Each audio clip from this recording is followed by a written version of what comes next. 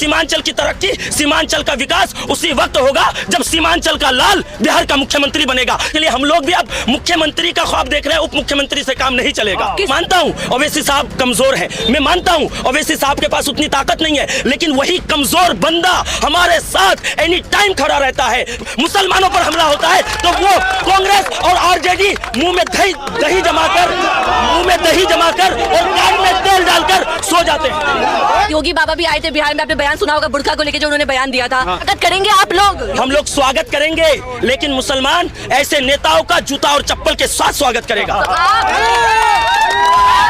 योगी बाबा और प्रधानमंत्री मोदी का जूता और चप्पल से स्वागत तो जब तुम हमारे बुर्का पे सवाल उठाओगे, हमारे बच्चे पैदा करने पर सवाल उठाओगे, तो हम तुमको बख्श देंगे? अब नहीं देंगे इन दलालों को वोट, इन बेईमानों को वोट। अरे तुम्हारा चेहरा तो तेजस्वी यादव जी 2005 में बेनकाब हो गया था, जब रामविलास पासवान जी ने कहा था कि मुसलमान को मुख्यमंत्री बनाओ, हम अपना समर्थन दे देंगे। लेकिन तेजस्वी यादव जी के अब्बा ने अपनी बीबी को मुख्यमंत्री बनाने के चक्कर में किसी मुसलमान को मुख्यमंत्री नहीं बनाया। क्या मुसलमान वो दिन कभी नहीं भूल सकता? और मैं कांग्रेस वालों से भी कहना चाहूंगा, भागलपुर का दंगा मुसलमान नहीं भूल सकता, 1987 में हाशिमपुरा वाला मामला मुसलमान नहीं भूल सकता, आसम का कत्ले आम मुसलमान नहीं भूल सकता। मुसलमानों को तो नमक हराम कहा जा रहा है गिरिराज सिंह के द्वारा। अरे भाई, नमक हराम कौन है? आजादी से पहले ही हम लोग जान गए थे, अभी वो आजादी के बाद बता रहे हैं। आरएसएस ने क्या किया? देश का नमक खाया, अंग्रेज का साथ दिया। सावरकर ने क्या किया? देश का नमक खाया, अंग्रेज का साथ दिया। हमको सिखा रहे हैं वो।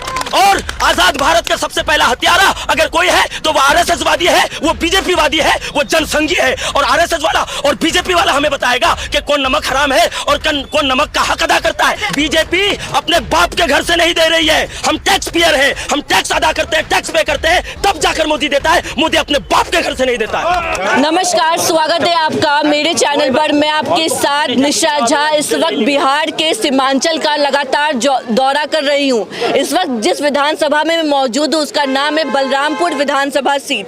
इस सीट पे आपको बता दूं 20 साल से महबूब आलम जीत हासिल करते हुए आ रहे हैं। इस बार एमआईएम ने एडवोकेट आदिल हसन को इस बार प्रत्याशी उतारा है, तो देखना दिलचस्प है क्या इस सीट पे जो 20 साल का रिकॉर्ड है महबूब आलम का, क्या वो रिकॉर्ड टूट पाता है? क्या एमआईएम के जो प्रत्याशी है एडवोकेट आदिल हसन क्या जीत हासिल कर पाते हैं कि नहीं, ये देखना दिलचस्प होगा। आपको बता दूं बिहार की सियासत में राजनीति अपने चरम सीमा पर है, इलेक्शन में कुछ ही दिन बाकी है। असदुद्दीन ओवैसी साहब लगातार कह रहे हैं कि अब्दुल्ला का बेटा मुस्लिम मुख्यमंत्री क्यों नहीं बन सकता। तेजस्वी यादव ने 3% आबादी वाले को तो मुख्यमंत्री चेहरा ऐलान कर दिया, जो कि है मुकेश सहनी। लेकिन मुसलमान का बेटा, अब्दुल्ला का बेटा मुस्लिम उप मुख्यमंत्री या मुख्यमंत्री क्यों नहीं बन सकता? सबसे बड़ा सवाल बिहार की राजनीति में ये छाया हुआ है। तो भाई साहब ये बताइए, जिस तरीके से असदुद्दीन ओवैसी साहब कह रहे हैं कि अगर किसी हिंदू का या किसी दलित का या किसी भी जाति का अगर बेटा उप मुख्यमंत्री बन सकता है, तो अब्दुल्ला का बेटा मुख्यमंत्री क्यों नहीं बन सकता? ये अगर ओवैसी साहब कह रहे हैं तो मेरे ख्याल और मेरे विचार से सही कह रहे हैं, और होना भी चाहिए। जब 2% सहनी मुख्यमंत्री बन सकता है, उप मुख्यमंत्री की दावेदारी कर सकता है, और महागठबंधन के प्रेस वार्ता में उनको उप मुख्यमंत्री का चेहरा बनाया जा सकता है, 14% वाले को मुख्यमंत्री का चेहरा बनाया जा सकता है, और 3% 6% वाले को मुख्यमंत्री बनाया जा सकता है, तो फिर 18% वालों को मुख्यमंत्री क्यों नहीं बनाया जा सकता? ये जेन्युइन सवाल है और ये सवाल होना चाहिए, और इसका जवाब कहना कि महागठबंधन वालों को देना पड़ेगा। और महागठबंधन वाले अगर ये सोचते हैं कि मुसलमान बन का गिदर जाएगा किधर, तो मैं उनको बता देना चाहूँगा, मुसलमान आप बन का गिदर नहीं है, जंगल का शेर है। उनके लिए बहुत सारे रास्ते खुल चुके हैं। मैं आपको बता दूं, अगर हमारी माँ, बहन, चाची अगर बांझ होती है तो वो दूसरे के बच्चे को प्यार करती है, और इलाज कराने के बाद, हकीम के पास जाने के बाद वो माँ बन जाती है। तो अब उसका बेटा, उसकी औलाद काली कलोठी क्यों ना हो, वो अपनी औलाद और अपने बेटा को प्यार करने लगती है। तो उसी तरह आज तक हमारे पास कोई पार्टी नहीं थी 1947 से लेकर अब तक, तो हमने दूसरों की पार्टियों को वोट किया। अब हमारे पास अपनी पार्टी आ गई तो जाहिर सी बात है हम अपनी पार्टी को वोट करेंगे, दूसरों की पार्टी में काहे जाएंगे वोट करने के लिए? मुसलमानों की एक ही पार्टी है क्या एमआईएम? जी, मुसलमानों के लिए उभर कर जो सामने पार्टी आई है और जो मुसलमानों के हक हुकूक की बात करती है, जो मुसलमानों की लड़ाई को लड़ती है, जो मुसलमानों की आवाज़ सड़क से लेकर सदन तक उठाती है, वो सिर्फ MIM ही है। और भी पार्टियां हैं लेकिन वो उतनी एक्टिव नहीं है। भाई साहब, MIM पे तो आरोप लगता है हमेशा से कि बीजेपी की बी टीम है, वोट कटवा पार्टी है, वोट कटवा देती है, बीजेपी को फायदा पहुंचाती है। इस आरोप पे आप क्या कहेंगे? इस आरोप पे अगर ऐसा देखा जाए ना मैम, तो 2004 का इलेक्शन, 2000 लोकसभा में 2004 का जो इलेक्शन हुआ था, तो हमारे यहाँ CPI ML की वजह से कांग्रेस यहाँ पे हार गई थी, तारिक अनवर यहाँ पे हार गए थे। तो इसका मतलब अब हमेशा के लिए हम बीजेपी की बी टीम उसको बोले। कुद्दूस साहब इलेक्शन लड़े थे, कुद्दूस साहब 19,000 वोट लाए थे और मात्र 2,000 वोट से तारिक अनवर साहब हार गए थे। तो इसका मतलब वो हमेशा के लिए बीजेपी की बी टीम हो गई। अगर वो बीजेपी की बी टीम है वो मान ले, हम काहे मानेंगे? तुम बीजेपी की बी टीम हो। 2009 में लोकसभा का इलेक्शन हुआ, आपको याद होगा, कांग्रेस से जो है, राष्ट्रवादी कांग्रेस से हमारे तारिक अनवर साहब लड़ते हैं और CPI ML से महबूब साहब लड़ते हैं। महबूब साहब 32,000 वोट लेकर आते हैं, मात्र 15,000 वोट से तारिक अनवर साहब हार जाते हैं। तो CPI ML तो बीजेपी की बी टीम हुई, हम लोग कहाँ हुए? हम लोग का एक सबूत दीजिए। बहुत सारी ऐसी मिसालें हैं। राजद सिवान लोकसभा से इलेक्शन लड़ती है 2024 का, मात्र 50,000 वोट से हिना साहब, शहाबुद्दीन साहब की बेबा हार जाती है। तो वहाँ पे तो भाई RJD बीजेपी की बी टीम साबित हुई। बताइए, वहाँ पे तो ओवैसी साहब ने नहीं लड़ा था। अच्छा, एक बात बताइए, ओवैसी से इतना मोहब्बत का क्या कारण है आप लोगों का? क्यों आप लोग ओवैसी साहब को अपना नेता मानते हैं? क्या किया ओवैसी साहब ने आप लोगों की भलाई के लिए, आप लोगों के उत्थान के लिए, आप लोगों के विकास के लिए, मुसलमानों के लिए क्या कर दिया ओवैसी साहब ने कि पूरे सीमांचल में सिर्फ ओवैसी हो रहा है? देखिए, मैं एक बात बता दूं आपको, हाँ। कि आप कह रही हैं ना कि ओवैसी से मोहब्बत का कारण क्या है, मोहब्बत की वजह क्या है, तो मैं आपको बता दूं, मोहब्बत की वजह यही है कि हमारे ओवैसी साहब चाहे जितने बड़े नेता हो या छोटे नेता, उससे हमें मतलब नहीं। आपका दो दोस्त हो, एक दोस्त हट्टा गट्टा हो, माली यानी आर्थिक एतबार से भी वो मजबूत हो, लेकिन जब मुसीबत पड़ती है वो आपके साथ, वो दोस्त आपका खड़ा नहीं रहता है, वो कैलकुलेशन करता है वो आपका दोस्त कि अगर मैंने इसका साथ दे दिया तो कोई नाराज तो नहीं हो रहा है। लेकिन ये कमजोर दोस्त है, जिस्म के एतबार से भी कमजोर है, माल के एतबार से भी कमजोर है, लेकिन आपके ऊपर जब मुसीबत आती है तो वो दोस्त आपके साथ खड़ा रहता है। तो कौन दोस्त, आप किस दोस्त को आप अच्छा मानेंगे बताइए, जो मुसीबत में आपका दोस्त खड़ा रहता है? मैं मानता हूं ओवैसी साहब कमजोर है, मैं मानता हूं ओवैसी साहब के पास उतनी ताकत नहीं है, लेकिन वही कमजोर बंदा हमारे साथ एनी टाइम खड़ा रहता है। मैं मानता हूं कि कांग्रेस बहुत बड़ी ताकत है, राजद बहुत बड़ी ताकत है, 80 सीट उसके पास है, लेकिन जब मुसलमानों पर हमला होता है तो वो कांग्रेस और RJD मुंह में दही जमाकर और कान में तेल डालकर सो जाते हैं। ये बात बताइए, तो आप लोगों का एक तरीके से इमोशनली ओवैसी साहब से जुड़े हुए हैं, इमोशनली भावनात्मक रूप से ओवैसी साहब से जुड़े हुए हैं आप लोग। तो क्या कुछ ऐसा भी है कि आप लोग, जैसे कई लोग, मैं सीमांचल में लोगों से बात कर रही थी, मुसलमानों ने कहा मैंने पूछा अगला CM किसे चाहते हैं, तो उन्होंने कहा ओवैसी साहब को बना देंगे हम अगला CM।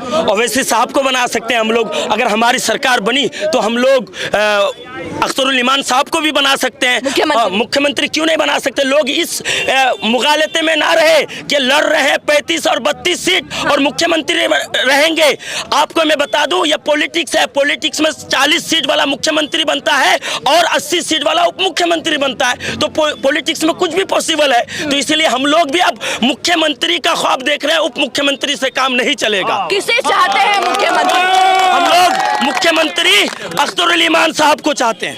अख्तरुल ईमान साहब को चाहते हैं आप लोग? हाँ, क्योंकि सीमांचल की तरक्की, सीमांचल का विकास उसी वक्त होगा जब सीमांचल का लाल बिहार का मुख्यमंत्री बनेगा। क्योंकि लालू यादव मुख्यमंत्री बने तो गोपालगंज को चमकाया, नीतीश कुमार मुख्यमंत्री बने तो अपने गृह जिला बिहार शरीफ को चमकाया, उसके बाद कर्पूरी ठाकुर मुख्यमंत्री बने तो समस्तीपुर को चमकाया। अब हम लोग का मानना है सीमांचल का बेटा मुख्यमंत्री बनेगा तो सीमांचल की भलाई होगी।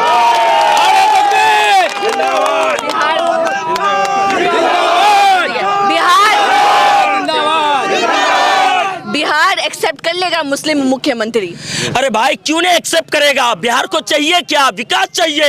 विकास से मतलब रखो, हिंदू और मुस्लिम से क्या मतलब? मुख्यमंत्री मुसलमान बने या हिंदू बने, आपका ज्यादा बजट बनना चाहिए, आपका काम होना चाहिए। जिस तरह नालंदा में कांच का ब्रिज बना है, कम से कम पूरे बिहार में सीमेंट का ब्रिज बन जाए। मुसलमानों को तो नमक हराम कहा जा रहा है गिरिराज सिंह के द्वारा कि बीजेपी को वोट करता नहीं है लेकिन योजनाओं का लाभ पूरा उठाते। आप लोगों की अब नमक पे सवाल उठ रहा है। अरे भाई नमक हराम कौन है?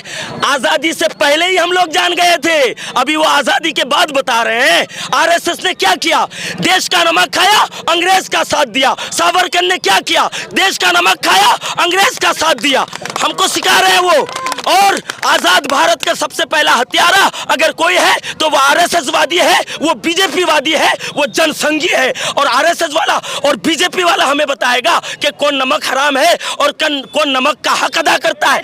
अरे लोग वोट करते नहीं है बीजेपी को, परियोजनाओं का तो लाभ खूब उठाते हैं। अरे भाई तुम भी तो वोट नहीं करते थे कांग्रेस को, तुम भी तो वोट नहीं करते थे और दूसरी पार्टियों को, तुम भी तो वोट नहीं करते हो बिहार में आरजेडी को। तो आरजेडी की योजनाओं का लाभ काहे उठा रहे हो?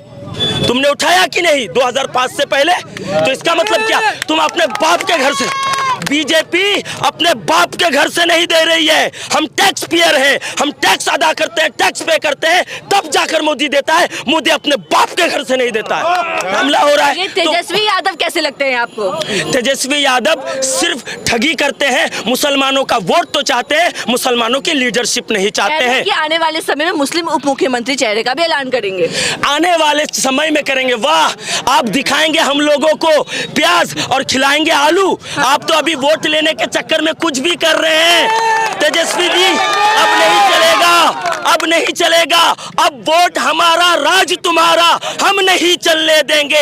अब वोट हमारा, राज तुम्हारा, तेजस्वी जी अब नहीं चलने देंगे। बहुत हुई झंडा बरदारी, अब लेके रहेंगे हिस्सेदारी। बहुत हुई झंडा बरदारी, अब लेके रहेंगे हिस्सेदारी। सबने दिया है हमको चोट, सबने दिया है हमको चोट। अब अपनी पार्टी, अपना वोट अब नहीं देंगे,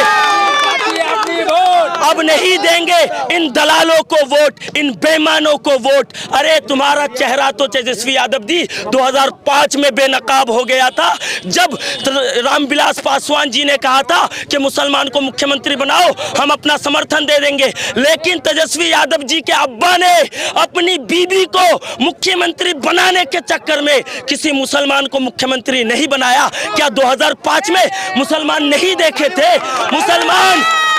मुसलमान वो दिन कभी नहीं भूल सकता। और मैं कांग्रेस वालों से भी कहना चाहूंगा, भागलपुर का दंगा मुसलमान नहीं भूल सकता।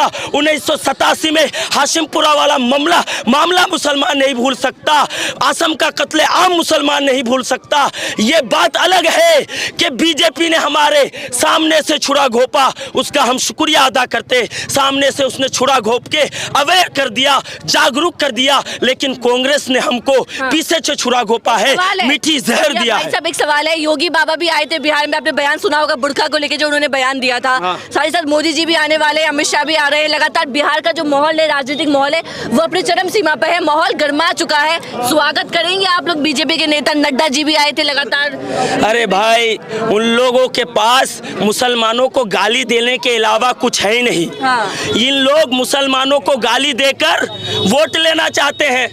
और स्वागत करेंगे आप लोग? हम लोग स्वागत करेंगे, लेकिन मुसलमान ऐसे नेताओं का जूता और चप्पल के साथ स्वागत करेगा। योगी बाबा और प्रधानमंत्री मोदी का जूता और चप्पल से स्वागत? तो जब तुम हमारे बुर्का पे सवाल उठाओगे, हमारे बच्चे पैदा करने पर सवाल उठाओगे, तो हम तुमको बख्श देंगे? कैसी बात करती है मैडम? कोई हम आम नागरिक हैं, हम कुछ भी कर सकते हैं। वो हमारे प्रति जवाबदेह हैं, हम उसके प्रति जवाबदेह नहीं है। जेल जाने से डर नहीं लगता? नहीं लगता। ये एक जान है अपनी कौम के लिए, अपने देश के लिए। जब हमारे आबा अजदद मर मिट गए और 27,000 उलमा को फांसी के फंदे पर लटका दिया गया, तो हम क्या है भाई? अपनी कौम और देश के लिए हम लोग मर मिटने के लिए भी तैयार है, सदा तैयार है। आखिरी सवाल है, AIM कितनी सीटें जीत रही है सीमांचल से? AIM जितनी सीटें लड़ रही है उतनी सीटें जीत रही है इंशाल्लाह। हमारे बगैर हम बादशाह तो नहीं बन सकते, लेकिन हमारे बगैर कोई बादशाह भी नहीं बन सकता, आजम खान साहब ने कहा।